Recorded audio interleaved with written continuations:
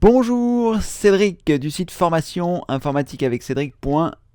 Alors qu'allons-nous voir dans cette nouvelle vidéo, je vais vous parler de la calculatrice de Windows 10 et ce que vous ne savez peut-être pas sur celle-ci.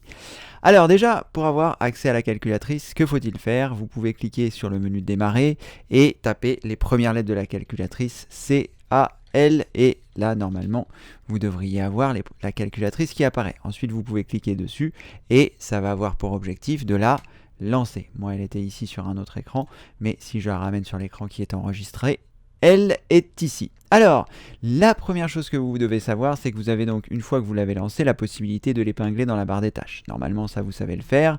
Vous faites un clic droit et vous choisissez épingler dans la barre des tâches. Ici, elle est épinglée déjà en ce qui me concerne, donc je vais la détacher pour que vous puissiez voir à quoi ça ressemble. Donc je fais un clic droit, je choisis épingler dans la barre des tâches et donc elle va rester ici même quand je ferme l'application.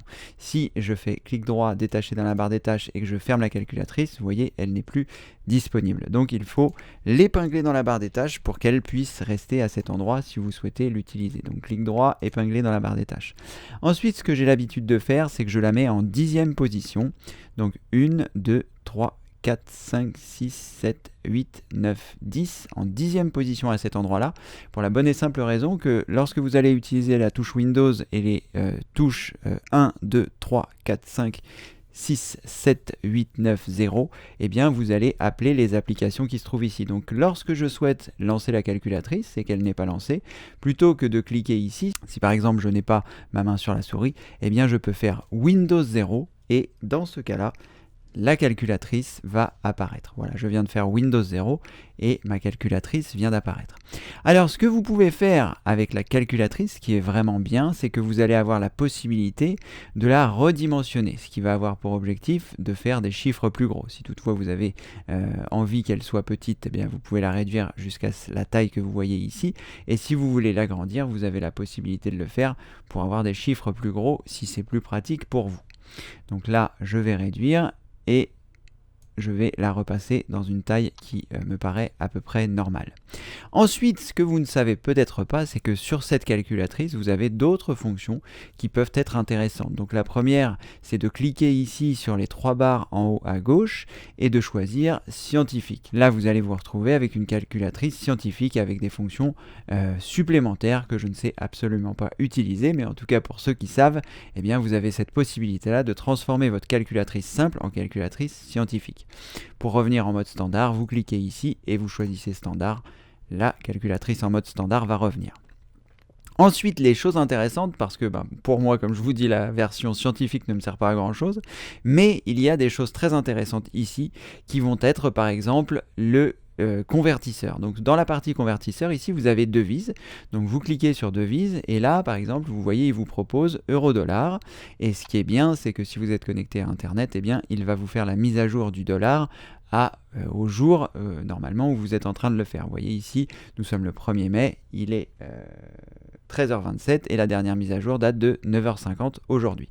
Et si vous voulez, vous pouvez cliquer sur mettre à jour les taux et il va automatiquement le mettre à jour. Voilà, là c'est l'heure de 13h27, donc le taux qui est là est normalement un taux qui est bon. Et donc le chiffre qui est sélectionné en gras, si par exemple je veux savoir combien 1000 euros représentent en dollars, eh bien j'ai simplement à taper 1000, soit je le fais directement avec la souris, soit je tape sur mon pavé numérique, et là eh bien je sais que 1000 euros c'est égal à 1202,87 $. Alors ce qui est bien, c'est que vous allez avoir la possibilité donc de cliquer sur CE pour remettre à 0. Et si vous voulez la conversion dans l'autre sens, vous n'êtes pas obligé de sélectionner ici les différentes devises. Il vous suffit simplement de cliquer sur le second qui lui maintenant va passer en gras. Et eh bien vous pouvez saisir les chiffres à partir de maintenant. Donc si par exemple je veux savoir combien représente d'euros 1000 $, eh bien je tape 1000 et on s'aperçoit que 1000 $ c'est égal à 831,34 € au cours d'aujourd'hui, 1er mai à 13h27. Donc ça peut être vraiment quelque chose de très pratique, plutôt que d'aller sur internet et de chercher un convertisseur, vous l'avez directement dans la calculatrice de Windows. Et donc en fonction du clic que vous allez faire, il va sélectionner les différentes choses que vous souhaitez. Évidemment, vous pouvez cliquer ici sur Europe Euro et choisir une autre monnaie en faisant défiler avec votre roulette de souris ou en utilisant le petit ascenseur qui se trouve sur la partie de droite pour avoir d'autres conversions en fonction des monnaies que vous choisissez. Et toujours pareil, assurez-vous bien d'être au bon moment de la mise à jour pour être sûr que les devises correspondent au mieux. Donc les devises, c'est vraiment quelque chose de pratique qui est directement disponible dans la calculatrice de Windows. Vous allez également avoir d'autres choses qui sont pratiques, je trouve, comme le volume. Par exemple ici, vous voulez savoir combien ça représente de millilitres, une cuillère à café, et bien vous mettez une cuillère à café et ça représente 4,92 millilitres. Et vous avez également à peu près égal à d'autres choses, cuillère à café, cuillère à sucre, tasse à café, voilà, en fonction des différentes choses. Donc pareil, vous pouvez cliquer ici et vous avez différentes mesures, 1 mètre cube, etc. Donc vous trouverez les unités de mesure qui vous conviennent le mieux pour faire la conversion de volume. Donc encore une chose qui est vraiment très pratique, surtout si vous faites de la cuisine. Ensuite, nous allons avoir les longueurs. Les longueurs, c'est pareil, on se demande souvent à quoi correspond un pouce. Quand on entend oui, j'ai un ordinateur qui fait 27 pouces, combien est-ce que ça fait en centimètres? Et bien voilà, vous mettez 27 pouces, ça fait 68 centimètres.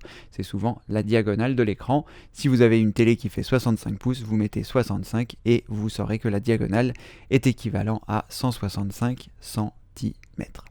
Encore quelque chose de très pratique. Et enfin, vous avez la possibilité de rechercher d'autres choses, par exemple les températures.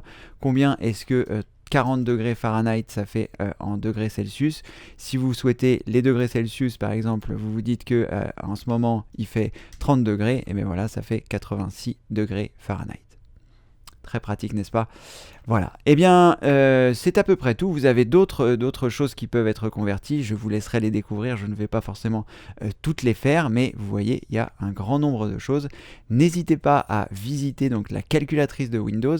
Lorsque vous cliquez ici, vous avez les différentes choses. Vous pouvez ensuite revenir sur Standard pour retrouver votre calculatrice normale. Une autre chose, lorsque vous faites Windows 0, en tout cas Windows 0 en ce qui me concerne puisque je l'ai mis à la 10e position ici, je vais avoir la possibilité de refaire Windows 0 et ça va normalement ouvrir une autre calculatrice, ce qui n'est pas le cas ici, il faut qu'elle soit sur mon 3e écran. Alors ça, c'est l'écran de la barre des tâches. C'est-à-dire que ma barre des tâches, comme vous pouvez le voir ici, elle est sur cet écran-là. Et si je la mets sur un autre écran, parce que j'ai 3 écrans, et que je fais Windows 0, il va m'ouvrir une occurrence de la calculatrice. Et si je refais à nouveau Windows 0, il va m'ouvrir une autre calculatrice. Et encore Windows 0, une autre calculatrice. Ce qui ne sera pas le cas si vous n'avez qu'un seul écran, parce que il va ouvrir la calculatrice de la barre, là où se trouve la barre des tâches. Donc ici, ma barre des tâches se trouve, je viens de la remettre sur cet écran. Si je fais Windows 0, il m'ouvre la calculatrice et si je refais à nouveau Windows 0, il réduit la calculatrice. Donc ça ne fonctionnera que si vous avez 2 ou plusieurs écrans et que vous faites donc Windows 0 comme moi je l'ai fait et que votre barre des tâches n'est pas au même endroit que la calculatrice où s'ouvre la calculatrice. C'est-à-dire que moi, j'ai déterminé que la calculatrice s'ouvrait ici, et si je fais Windows 0, il l'ouvre sur cet écran, qui n'est pas le même où il y a la barre, et donc si je refais Windows 0, il m'ouvre différentes calculatrices. Donc ça peut être pratique d'avoir plusieurs calculatrices lorsque l'on fait plusieurs calculs et qu'on souhaite en garder certains en mémoire, ça permet de faire ça. J'imagine qu'avec la touche mémoire plus, il y a aussi la possibilité de garder les choses en mémoire, mais je ne sais pas les utiliser. Donc j'utilise plusieurs occurrences de la calculatrice et je ne peux le faire que parce que j'ai plusieurs écrans. J'espère que vous aurez bien compris cette petite subtilité et en tout cas, voilà, vous en savez un peu plus sur la calculatrice Windows. Ce n'est pas que 1 plus 1 ou 10 plus 10, c'est aussi la possibilité de convertir des devises, de convertir des volumes, des poids, des masses et aussi d'avoir plusieurs occurrences de la calculatrice si vous avez plusieurs écrans. Voilà, c'est à peu près tout. J'espère que cette vidéo vous a plu. On se retrouve bientôt pour une prochaine vidéo. Si c'est le cas, n'hésitez pas à mettre un pouce en l'air. N'hésitez pas à vous abonner si ce n'est pas encore fait. Vous trouverez sur le site formation informatique avec Cédric.fr énormément de vidéos. Il y en a plus de 500 au total. Elles sont toutes gratuites dans la rubrique qui se trouve ici. formation. Vous choisissez ce qui vous convient, comment apprendre à créer un site ou un blog, comment Photoshop pratique, mon premier montage vidéo, les piliers qui vous permettent d'être totalement indépendant en informatique avec les bases et le vocabulaire, les recherches efficaces. Là, moi je suis en train d'attaquer les sauvegardes, la réinstallation Windows. Bref, il y a énormément de vidéos qui peuvent vous plaire, donc n'hésitez pas à vous rendre sur le site et n'hésitez pas à vous abonner pour ne manquer aucune vidéo.